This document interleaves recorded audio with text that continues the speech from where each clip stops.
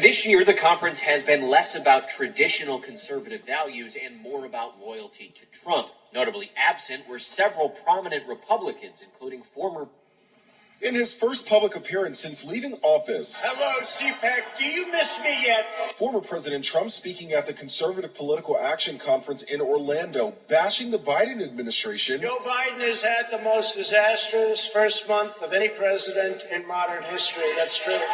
And repeatedly spreading the falsehood that he won the election and that it was rigged. Also telling supporters he isn't finished yet. We began it together 4 years ago, and it is far from being over. Lionel Moise, ABC News.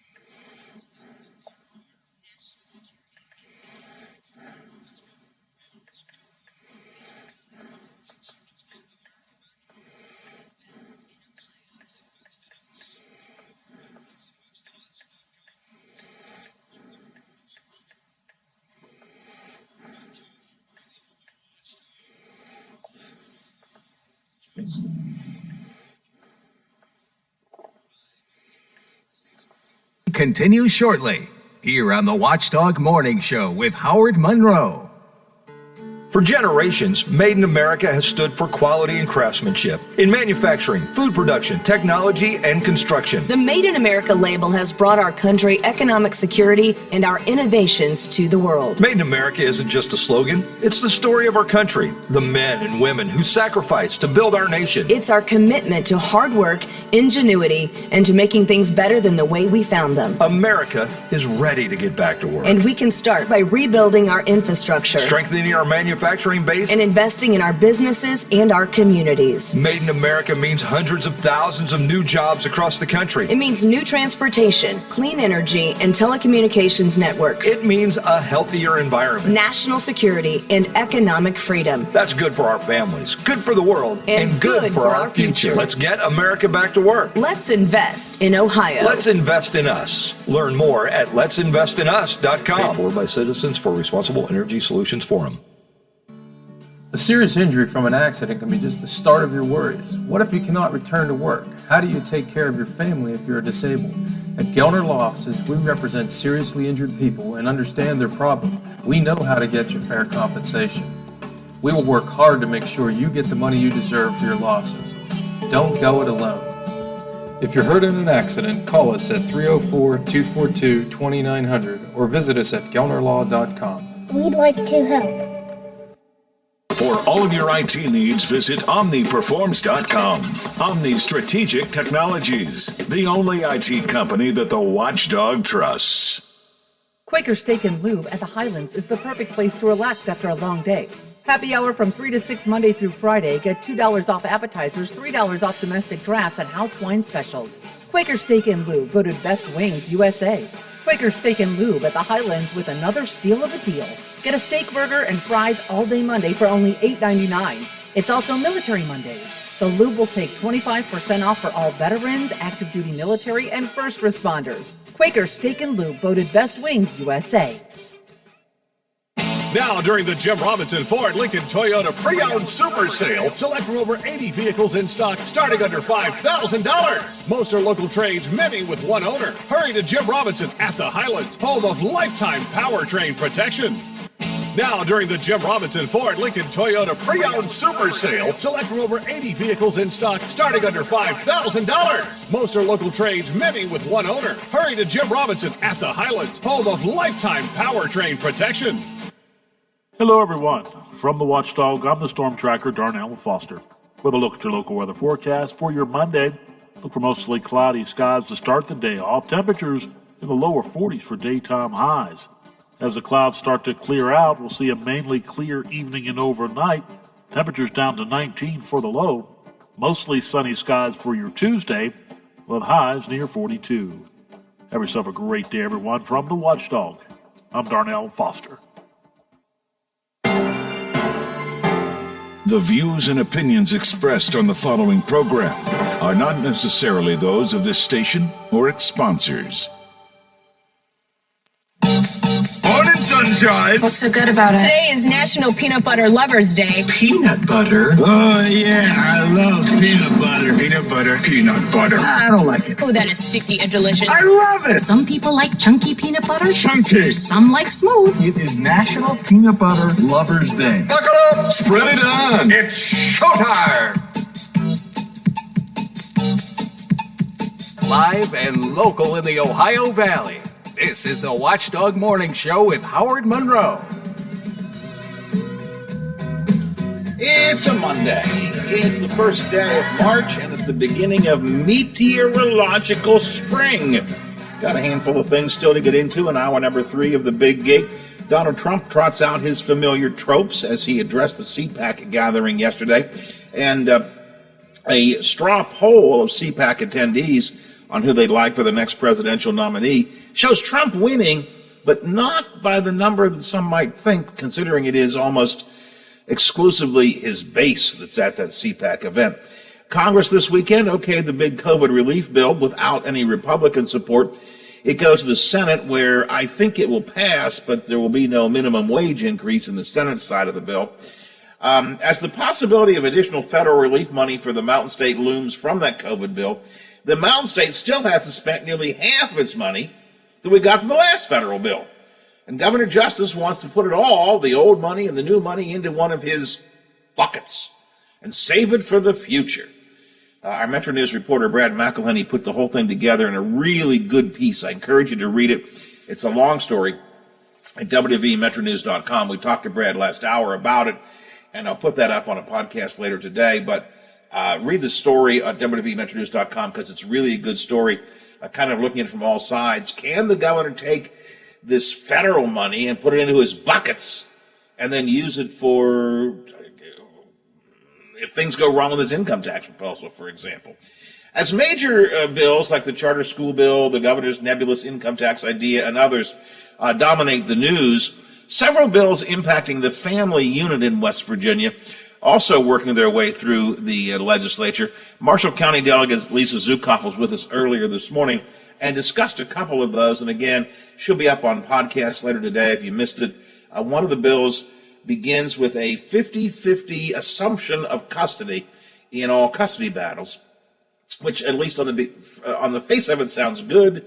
But the more I read about it, and the more Lisa and I talked about it, the more potential problems I see with that. So we'll deal with that. Active eaters are now joining facial jockstrap wearers in childish protests of the mask mandates in the legislature. We've been talking about that this morning. Pastagate, the Golden Globes, those things have all been on our agenda today. We're looking for the weekend rain to have faded away. Early morning rain faded away. Going to be probably at least clear or partly cloudy today. The rest of the week looking like a really nice and sunny week. So as we kick off meteorological spring today, we look for a good week is in store, and I like the sound of that.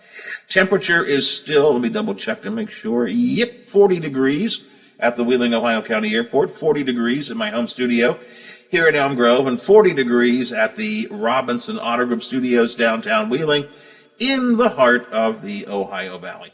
Thanks to those of you watching us on Facebook Live video. Forgot to mention that earlier. I always appreciate you being here on our Facebook Live video feed. If you're not watching Facebook Live, you don't have to. You can listen to the radio. That's fine. But if you want to watch us and take a look inside the home studio, for example, And everybody else here at the station is on Facebook Live as well. Bill and Big Rick, Legislative Watchdogs, heck, even Donnie last week. So Donnie Dance with Dr. G. So if you want to watch us, you can watch it on the Watchdog Facebook page all the time. You can watch the morning show on my Facebook page. You can watch it at watchdognetwork.com, where it kind of comes onto the page, and you can watch it on our YouTube channel as well. I do ask you to do one thing. You all know what it is. What's that? What are the two things? What are the two things I ask them to do, Biffy? Like and share. That's it. Like it, first of all. Hit that like button. And secondly, hit the share button. Share it with your timeline or your news feed so others can enjoy the excitement of the Watchdog Morning Show. This story about the buckets that we were talking about with Brad last segment is, to me, a really big story. You know, we got $1.25 billion in federal CARES money last year.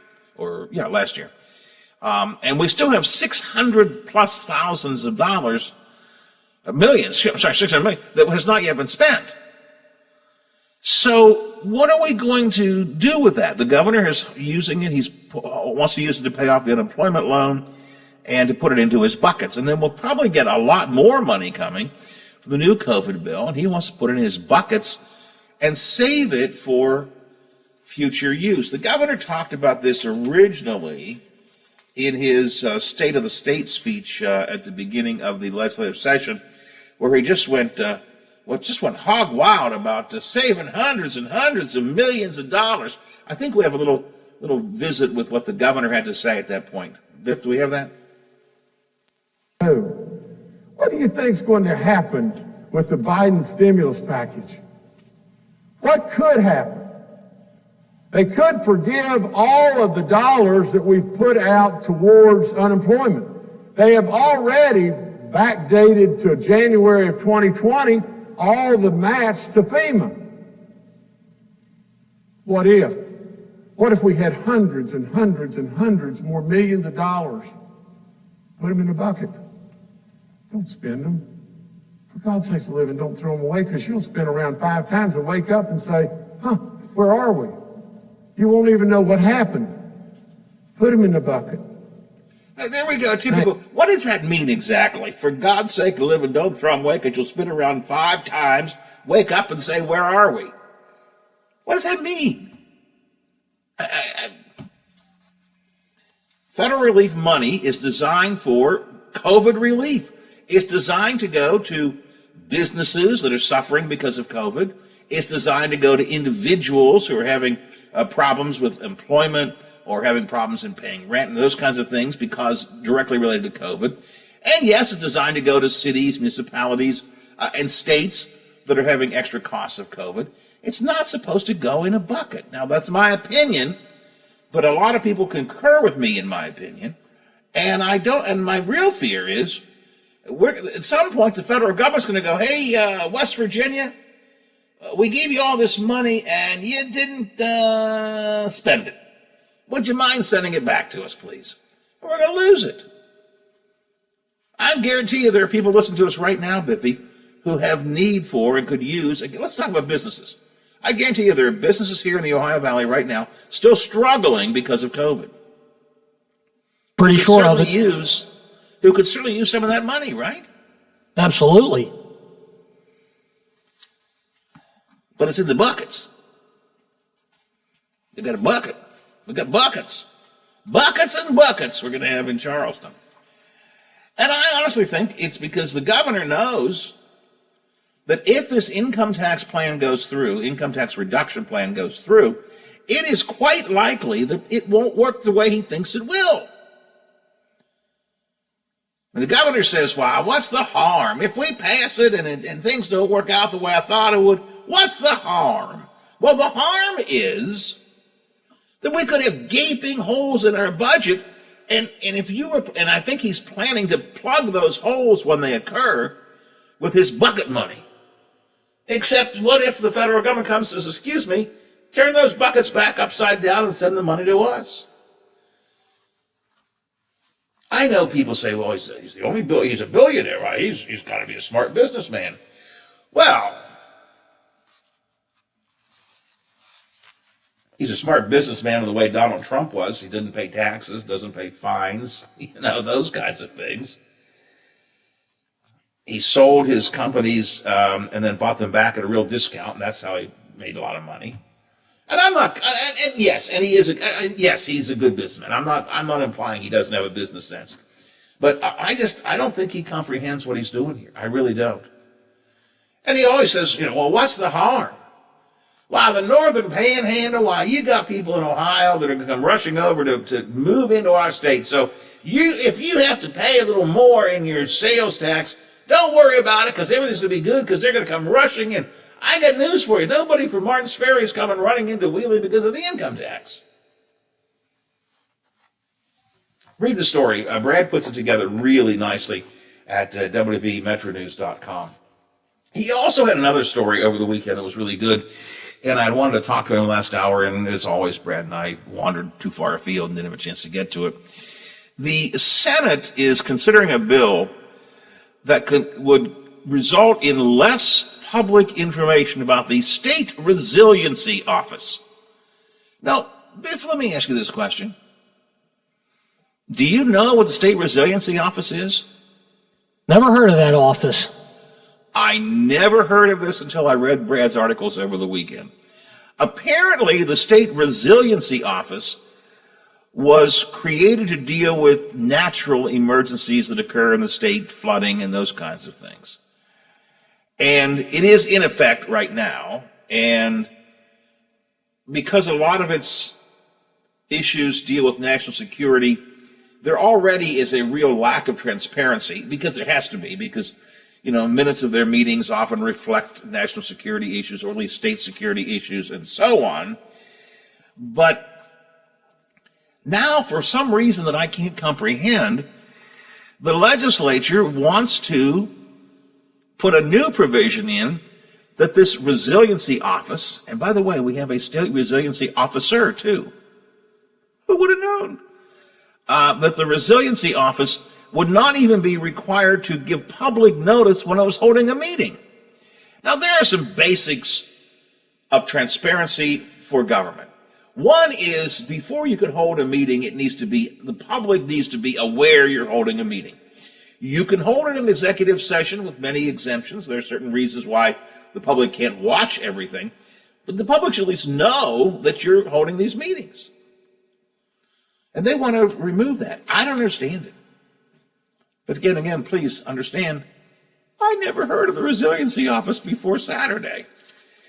Brad has a good story on that as well at wvmetronews.com.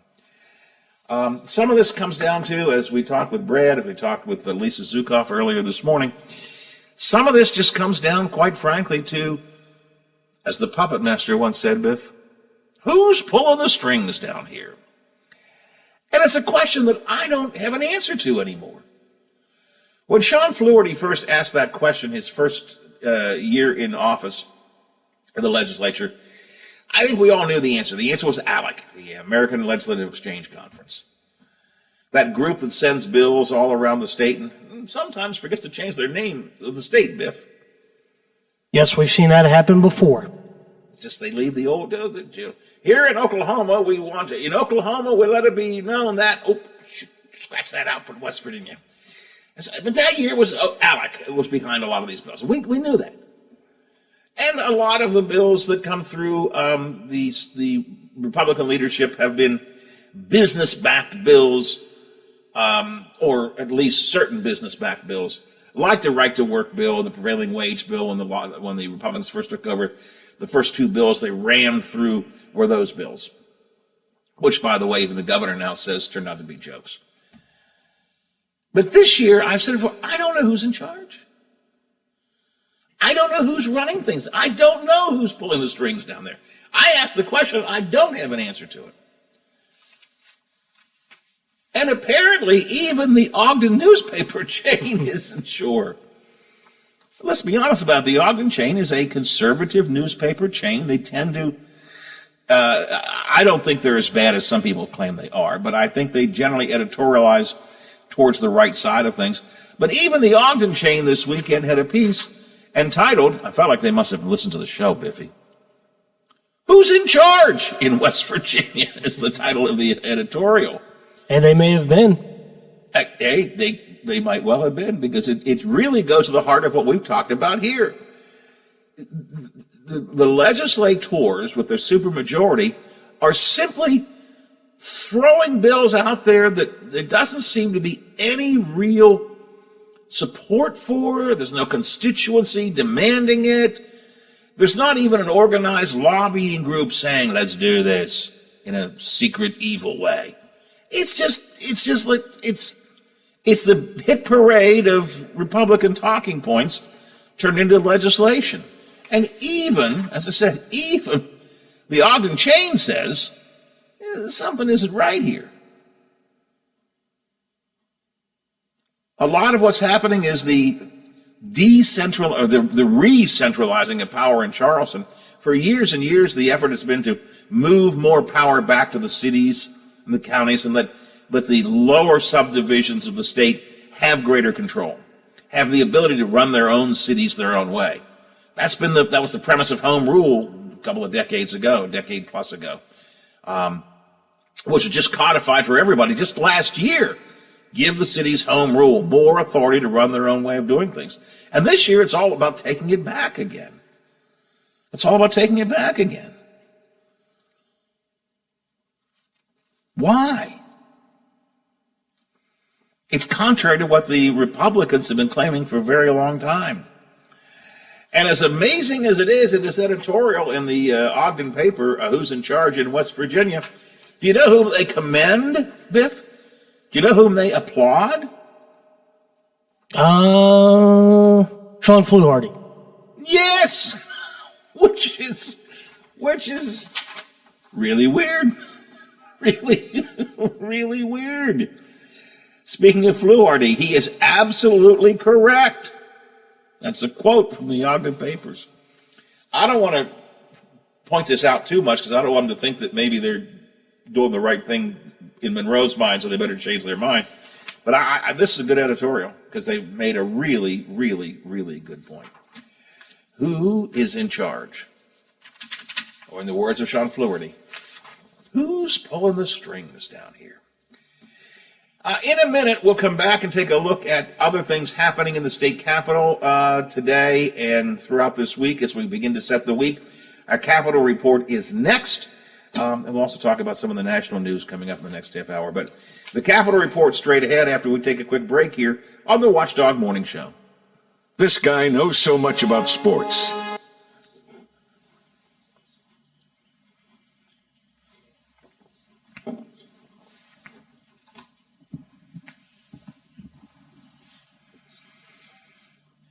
Okay, we'll do Capitol report after this. Then I'll do the news break.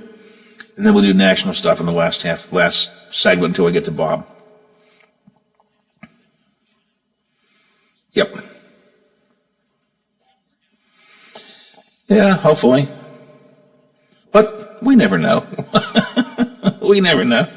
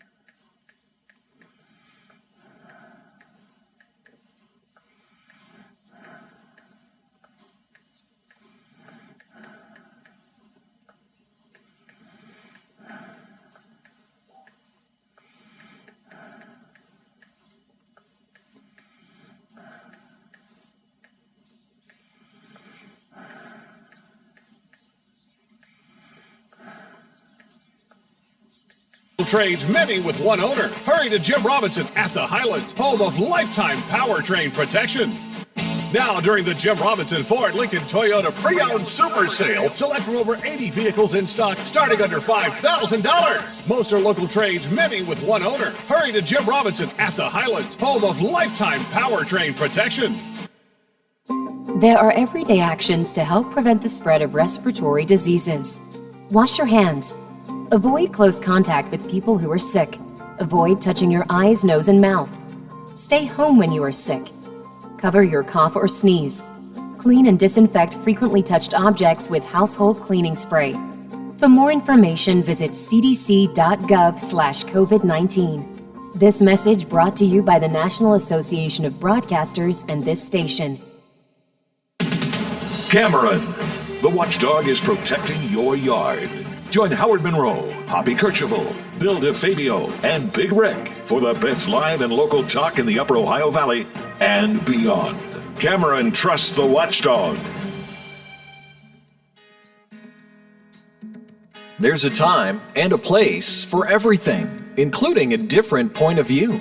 This is that time and place. You're listening to the Watchdog Morning Show with Howard Monroe, brought to you in part by Wheeling Hospital. I was talking last night with my oldest son, and we were talking about some of his teachers in school, and the ones he liked and the ones he didn't like, and the ones that didn't care much for him. We were talking about, there were a couple of teachers who just never really were fond of the Monroe boys. I can tell you that right now. Yes, we're never real fond of them. But he was talking about a chemistry teacher he had, and he said that she had been a practicing chemist, a real science chemist out in the real world before she became a teacher. And so he said she was really, really good because she brought real world background and a true knowledge of chemistry to his classroom. And I think that's great. And I think that when you bring into the classroom people who have a real world experience, I think that's helpful. I understand that teachers want to make sure everybody is teacher certified, and I'm with you on that 90% of the time, but I think it's good to bring in people who have real world background.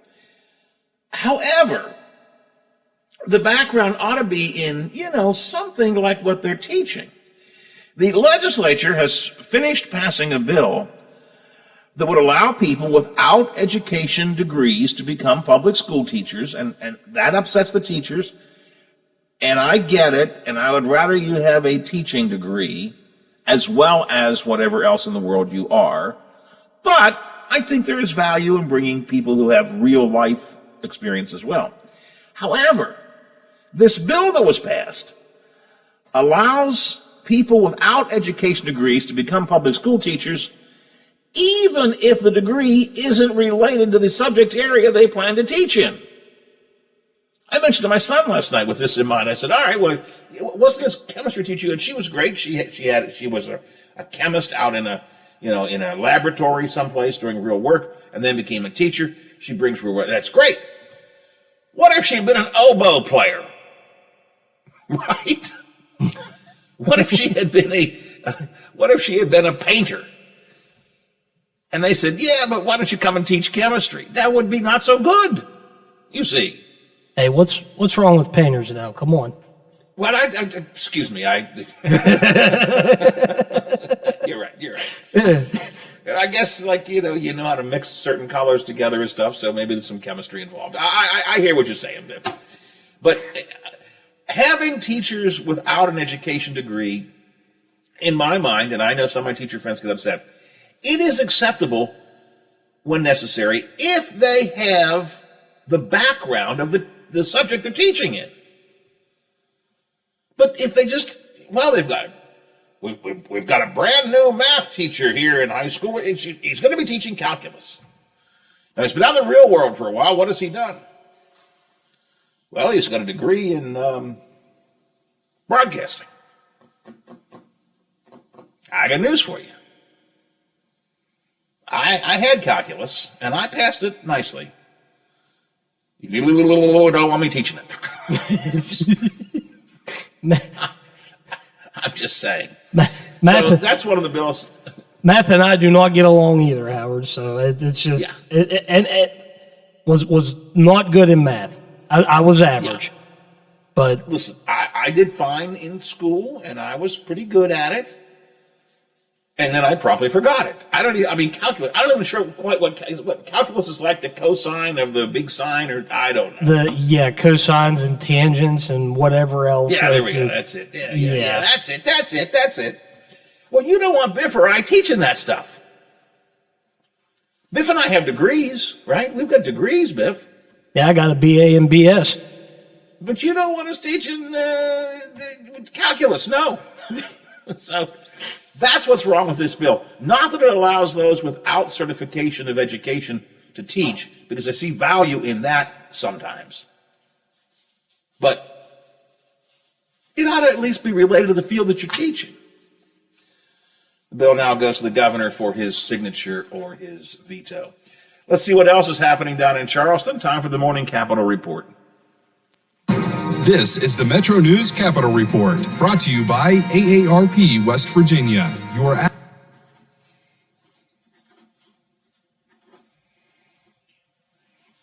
Now you can go straight to the Metro if you want to. Thank you. Then if we have time, we'll do CPAC when we come back. We'll do a DC Digest when we come back from the news. Yeah, you can come back to the DC Digest intro. Thank you. Yeah, and we'll see what happens after that.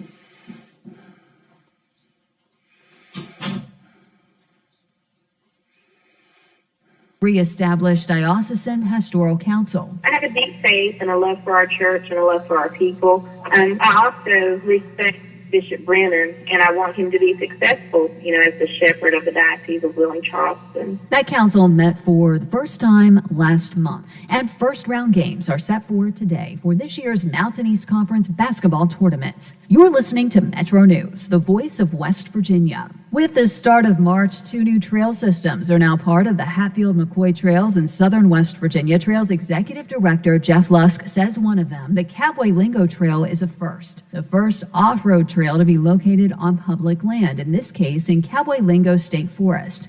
The second system is the Ivy Branch system, which the Hatfield-McCoy Trails now owns after it was previously closed when the former landowner sold that property. From the Metro News Anchor Desk, I'm Shauna Johnson.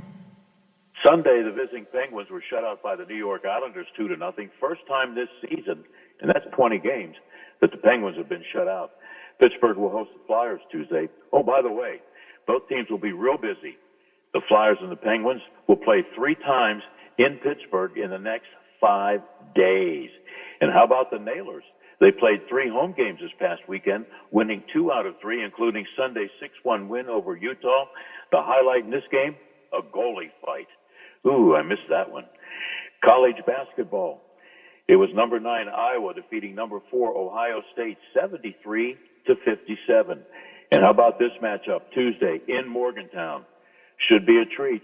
Number 2 ranked team in the nation, Baylor, at 18-1, will visit number 10, the West Virginia Mountaineers.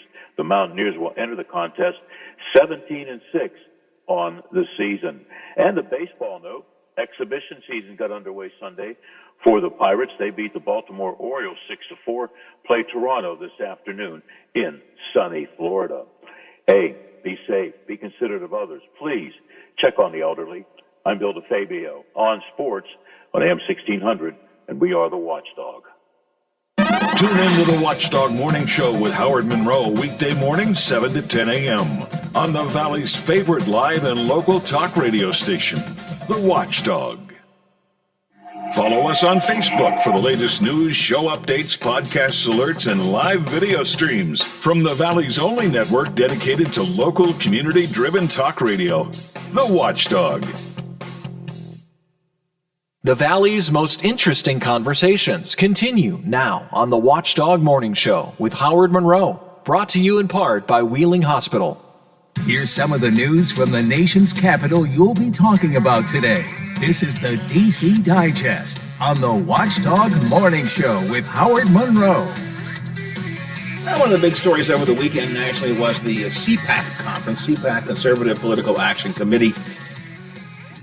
Once upon a time, it was a conservative group, but it was an interesting session. In fact, I actually broadcast live from CPAC a decade ago or so.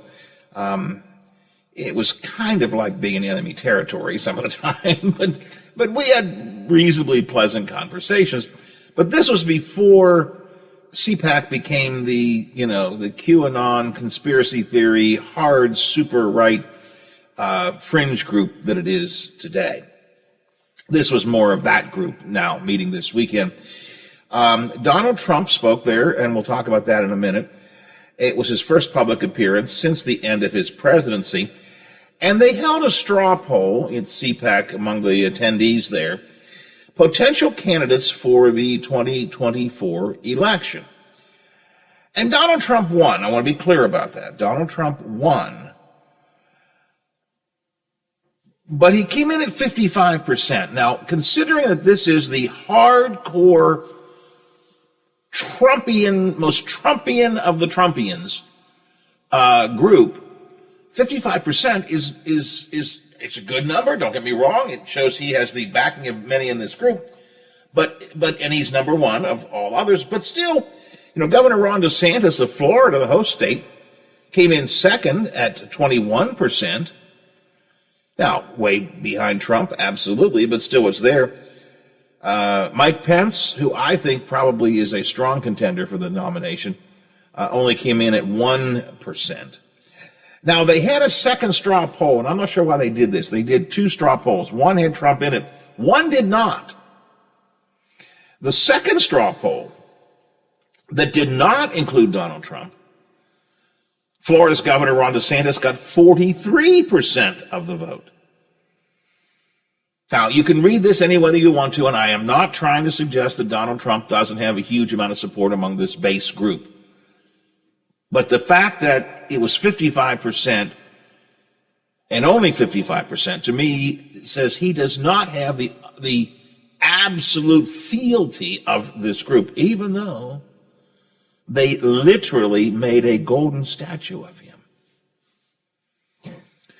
Which, didn't God burn down the temple or something for that once, Biffy, when you bow down to golden statues? I think there's something in the Bible about that. Yeah, there's it's in the Bible somewhere, yes. You know, they literally made a golden statue of Donald Trump. Okay. So my point is, definitely his group. And for it to be his group, for him to only get 55%, good number, don't get me wrong, but it should have been higher. It should have been like 95%. So now this is a straw poll just among those who are there, you know, take it all with a grain of salt, but still interesting to me. A big question is whether Trump will actually even run again. I know he says he's going to, or he implies he's going to, doesn't say it, he implies he's going to, but I'm not sure that he really is. Trump himself did speak, however, at the CPAC conference, sort of his first post-transition period official public appearance, and he trotted out some of the old tropes that he's been using for a long time. In his first public appearance since leaving office, hello, CPAC, do you miss me yet? Former President Trump speaking at the Conservative Political Action Conference in Orlando, bashing the Biden administration. Joe Biden has had the most disastrous first month of any president in modern history. That's true. And repeatedly spreading the falsehood that he won the election and that it was rigged. Also telling supporters he isn't finished yet. We began it together 4 years ago, and it is far from being over. Lionel Moise, ABC News. So Trump is trying to hold on to his power. I don't honestly think he's going to run again in 2024 for a couple of reasons. Number one, he might be in jail. Number two, I think he's got so many financial and perhaps legal battles to fight. I don't think he's going to want to have time to run for president. And number three, or whatever number it is, number three, I think I know he just said, well, I've beat him twice. He only beat him once. You didn't win your reelection. I think he knows he'd have a hard time winning again. Well, but he wants to hold on to his power. He wants to be the king maker. I don't think he's going to be the king anyway. He wants to be the king maker. And I think the next time around. And I think too, Howard, especially if Ron DeSantis gets in, because you look at him and DeSantis is 42, so you'd have a young guy running. I mean, I don't know about elsewhere, and I don't know if probably because it was in Florida, but you know they love him in Florida, and you know I think elsewhere around the U.S. people they see what's going on in Florida. And I think some people like what he's doing. So if I agree. And I think you hit a really important point there in the beginning. Age is a factor. Now, is Donald Trump too old in 4 years? No. Not much older than Joe Biden is. So no, not too old. But I think you're right. A 42-year-old versus it'll be 78, I think, if we run again. I mean, that's, now, being 68, I don't think 78's that old. But I think that you're right. There's a real age differential there that would make a difference. So, but I don't think Trump will run. I think he will continue to say he's going to keep himself relevant at least through 2022 and the congressional and senatorial elections in 2022. I think he'll keep himself viable during that period of time, assuming he's not in jail. The other big national story, COVID relief was passed by Congress, and we'll get into that probably tomorrow a bit more with Tom Scudieri. Also, Andrew Cuomo from New York State, Governor Cuomo, is getting himself in some pretty deep water. There have now been 2 women who work for him who have accused him of sexual harassment. The governor originally kind of poo-pooed it. Now he says that he will cooperate with any investigations that are underway. He's asked the state's attorney general and the chief judge of the state, some other key official to supervise a full-fledged independent investigation of that. Cuomo says he's never inappropriately touched or propositioned anyone, but he says he has teased people about their personal lives in what he said was an attempt to be playful. And Biff, while I agree probably that I don't know. I should be careful. I don't know what this investigation is going to show. I can sort of believe that he teased people trying to be playful. But when that's your response, unfortunately, in this hashtag #MeToo time's up age, you're in trouble to begin with. If your answer is, "Oh, I was just playing," even if it's true. Yeah. And if you don't believe me, ask Al Franken. Oh yeah, that's not going to work. You may have been able to get away with it back then, but certainly not now for sure. Listen, I got news for you. If I were ever run for office, I sure as hell hope nobody brings up things that I once upon a time said in jest. You know what I'm saying?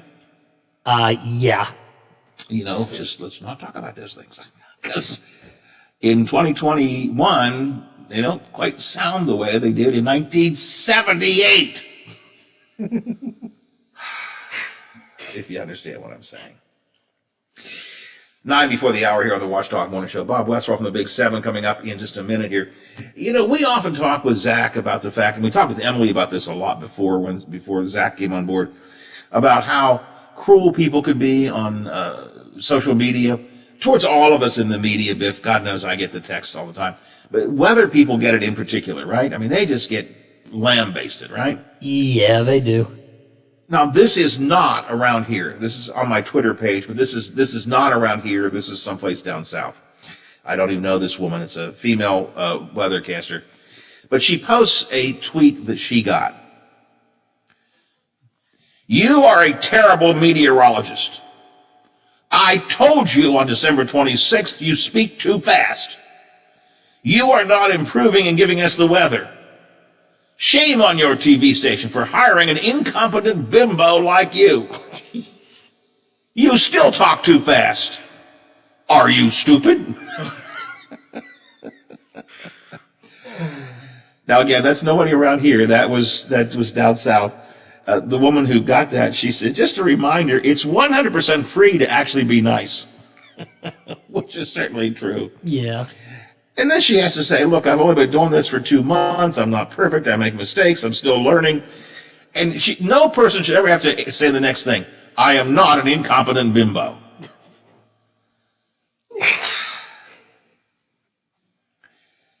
I know that we put ourselves forward in the public eye, and therefore it's okay to criticize us. And God knows over the years I've gotten a whole lot more than my share of criticism. And I get it every single day on our text line. And sometimes you take it to heart, and sometimes you let it roll off your back, and sometimes you want to punch the people in the face. But seriously, how spiteful is that text that I just shared with you? How spiteful is that, right? But it happens. Shame on them for hiring an incompetent bimbo. You still talk too fast. Are you stupid?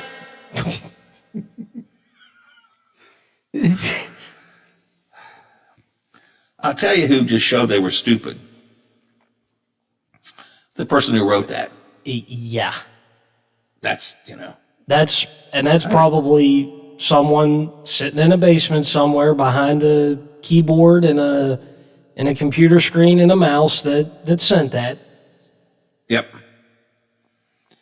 And I'm tempted to make a comment how they probably talk with a lisp or something. I'm not trying to be, but I mean, they're criticizing someone on the air for not speaking as well as they think they should. And I'll bet you that person probably can't speak well either. You know what I'm saying? Well, and I don't know if the weather people, and I'm sure they do, they probably have whatever they're going to say on the teleprompter. Mm-hmm. So if someone is running the teleprompter and they're running it too fast, that causes the meteorologist or even the reporter, they're going to go as fast as that teleprompter is going. Well, and let me tell you, I'm a trained professional broadcaster, and I'm pretty good at it. Listen, I'm a pretty good broadcaster. You don't have to agree with my opinions, but I'm a pretty good broadcaster. When I worked at Channel 7, a couple of times I had to fill in. I was behind the scenes. I was in management. When I had to go on the air a couple of times and tried to read that prompter, I was like a deer in the headlights. This doesn't even become close to talking about this thing. I mean, it's like, oh my God. You know, there's a tremendous skill in just being able to do that. And I had... Can you picture... Oh, no, go ahead. I'll let you finish. No, go ahead. No, I was going to say, one of the classes that I had at Waynesburg was a TV class. And that's what they taught us how to do. I mean, I'm on set trying to read the news from the teleprompter, and because the teacher said, I kind of spoke fast, they'd have the teleprompter going pretty darn quick. So I had to keep up with that. And then, like, I think the next newscast or whatever, then they showed me how to run it. And it's going, and you're back there and you're thinking, they said, just let it go. Don't worry about it. If you think it's going too fast, you're probably, it's the speed of it, just let it go. Don't mess with it. And it's going, and I'm thinking, oh man, it's going too quick, and you're listening, and it's okay. They're keeping up, so it's going good. So I got to learn how to run it, and actually sit on the desk and try and read from it. So I kind of have a little bit of how it works. Well, and picture, if you will, too, and I'm not trying to defend weather. Well, I am trying to defend weather people, but it just this thing jumped out at me when I saw it on Twitter a few minutes ago. Keep in mind that weather people don't, we all see the map. They don't see that map. They're standing in front of a great big blank green wall. And a little TV that they're looking at. And the TV over the quarter, trying to figure out where does their finger go. And if you ever watch me on my Zoom feed here, I'm always going, look at the picture up here. I can't find it half the time. No, it's over here. Where is it? Where is that picture coming? Where can I? Oh, there it is, up there. That's just crazy. You are a terrible meteorologist. I told you on December 26th you speak too fast. Shame on them for hiring an incompetent bimbo. You still talk too fast. Are you stupid? I just couldn't help but share that with y'all. Just, again, it's not around here. That comes from someplace down south, but popped up on my Facebook. A couple actually TV7 people liked it, which is why it showed up on my screen. Have we heard from Bob yet? No, we have not. Okay, well, that's all right. He's probably busy doing something else. I'm going to send him a nasty tweet. Yes, there you go. Bimbo. Shame on you. Why didn't you call? Why didn't you call? Don't tell me you're too busy for me. Don't you know who I am? I always like those things, by the way. I remember a friend of mine who was a bartender, and a local law enforcement officer once said to him, "Do you know who I am?" "Yes, sir, I do." "You're the one who's going to be going to jail pretty soon."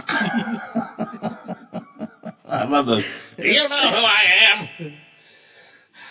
That's something I've never tried. I have never, ever done that. Ever. Never, ever. No, do you know who I am? In fact, sometimes people say, you should have... Did they know who you were? I don't know. Like, I want them to know. I'll take what they give me, and I'll just go away. All right, I think tomorrow I'm hoping to spend some time on the minimum wage and how it will impact West Virginia. We'll continue to talk, of course, about what's going on down in Charleston, a lot of capital coverage that we'll get into. And tomorrow is Tuesday, which means Tom Squitieri is with us with our D.C. report live from the nation's capital. We'll talk about the COVID relief bill and a few other things as well. Something on your mind you think I should talk about, or a guest you think I should have, please use the text line, 304-214-1600, and let me know who you think we ought to have on, or we think we want to be talking about if we're not talking about it enough right now. But for right now, I got to go. Kirchhoff's got the calm coming up next. Good Lord willing, creeks don't rise, bat phone doesn't ring, don't get impeached, don't retire, and Teddy says, it's okay, you can go back to work tomorrow, Granddad. I shall return tomorrow morning, 7 o'clock, when they go around to the big gig. Are you back with me, Biffy? I'll join you for a Tuesday. We'll keep on doing it till we get it right. That could be a long time. Indeed. The Watchdog is FM 98.1, AM 1600 WKKX Wheeling, FM 97.7, AM 1370 WVLY Moundsville. The ABC News is brought to you by Thomas Auto Centers, Mall Road, St. Clairsville. Get the best deal at Thomas Auto Centers. ABC News. I'm Sherry Preston. The first doses of the newly authorized Johnson. Go to the Nailers yesterday, by any chance?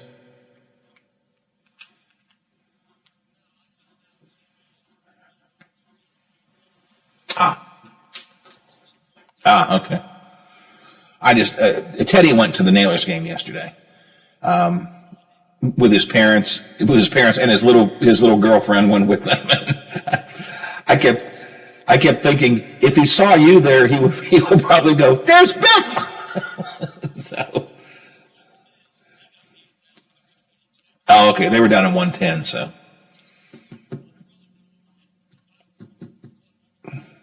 Yeah. No, they left. I think the Nailers were up 5-something when they left. I did see some video of that. Yeah. But yeah, they went to he really likes hockey, and he's been to a couple of Pirates games. I think they took him to a Pens game once. I'm not sure, but he's been to a couple of Nailers games. But he went yesterday. I just thought if he had seen you, he'd probably go, "There's Biff! Hi, Biff!" Yeah. All right. We made it through. Not too bad today. That 8 o'clock hour just screws me up. And what's happening with the legislative people is there's a lot that happens at 9 o'clock, so I can't get anyone to do 9:10. I couldn't get Lisa to do, because they both were going to attend this drinking water hearing at 9 o'clock. So I got to get them both in, and and I try and get my break in. I want to do that. It's the right thing to do, but that stretches it so late. I get to Brad late, and I don't know how to. And this is not a complaint, but Brad does not answer questions quickly.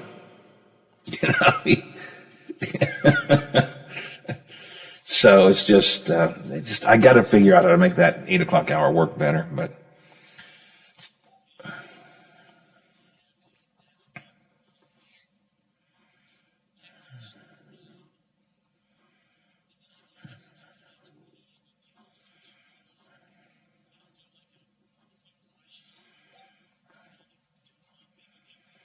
yeah, that's what we really need. That's what I need to do. You're exactly right. It's just sort of do it.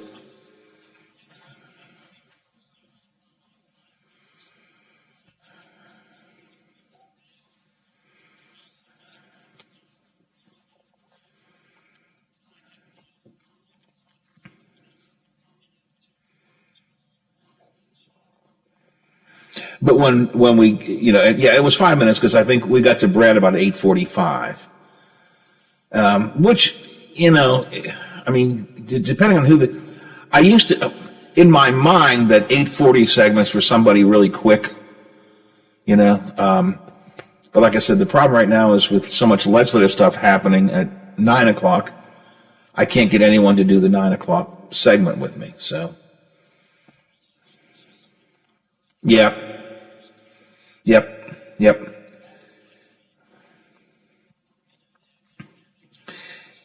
Yeah, I should have asked Lisa, because when I asked her to come on, she said, "Well, I have to do it early." And I didn't think about suggesting 7:15. I should have done that.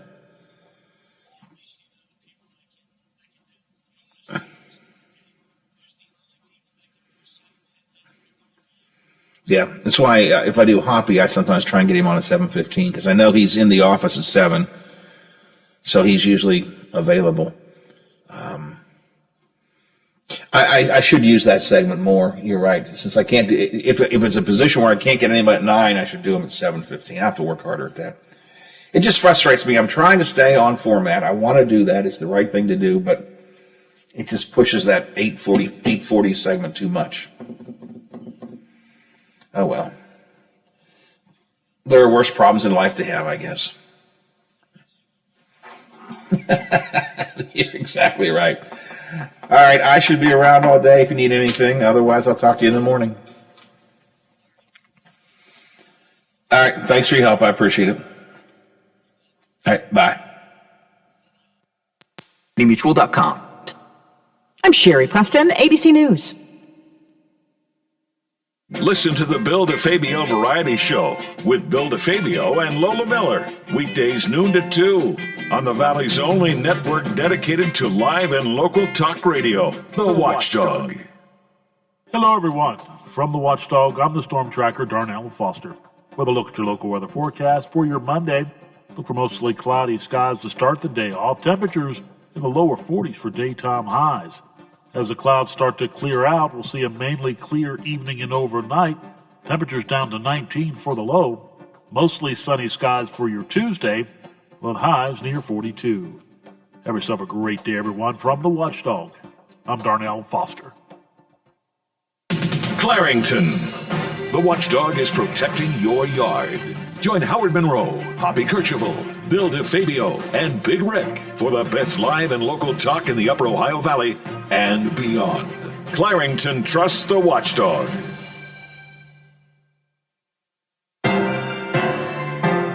The views and opinions expressed on the following program are not necessarily those of this station or its sponsors.